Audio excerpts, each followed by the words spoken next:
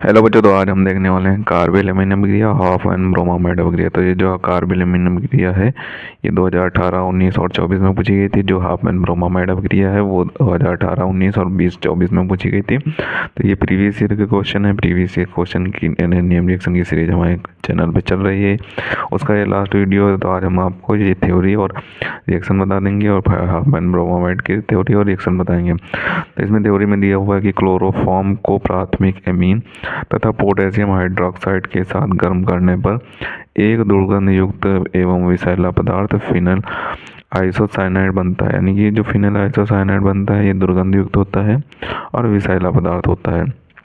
तो रिएक्शन देख लेते हैं। तो रिएक्शन में क्या क्या बोला गया था कि क्लोरोफॉर्म की अभिक्रिया तो प्राथमिक एमीन के साथ। तो प्राथमिक एमीन का एक एलिमेंट ले लेते हैं, यानी कि एथिलेमिन ये प्राथमिक एमीन हो जाता है। तो इसका एक एलिमेंट ले लिया, क्लोरोफॉर्म ले लिया और इसकी अभिक्रिया कराई और साथ में 3KOH यानी कि पोटेशियम हाइड्रोक्साइड ले लिया। तो इनकी क्रिया जब कराई गई तो हमें एथिल आइसोसाइनाइड यानी कि C2H5NC प्राप्त हो जाता है और 3KCl मुक्त हो जाता है और 3H2O मुक्त हो जाता है, क्योंकि इसे बैलेंस करने के लिए 3KOH की ज़रूरत पड़ती है, इसलिए इसे हमने ले लिया है। तो ये ऐसे ही हो जाएगा, एथिल आइसोसाइनाइड बन जाएगा। और अगर आपसे एग्जाम में पूछी जाए कि एथिलेमिन से एथिल आइसोसाइनाइड कैसे प्राप्त करें तो आपको ये रिएक्शन लिख देनी है, क्लोरोफॉर्म के साथ अभिक्रिया करानी है और 3KOH ले लेना है।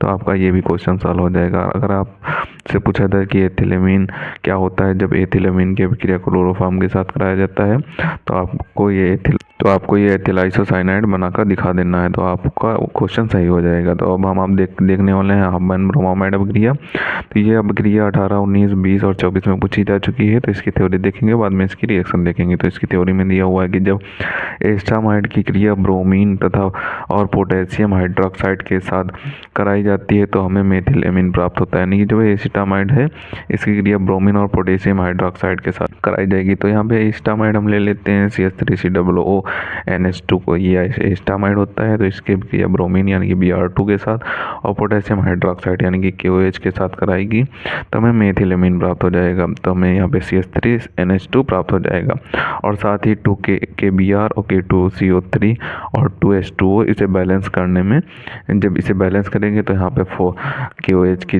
आगे 4 आ जाएगा और यहाँ पे 2KBr आ जाएगा, K2CO3 और 2H2O आ जाएगा। तो यही थी आपकी हाफ एंड ब्रोमामाइड अभिक्रिया।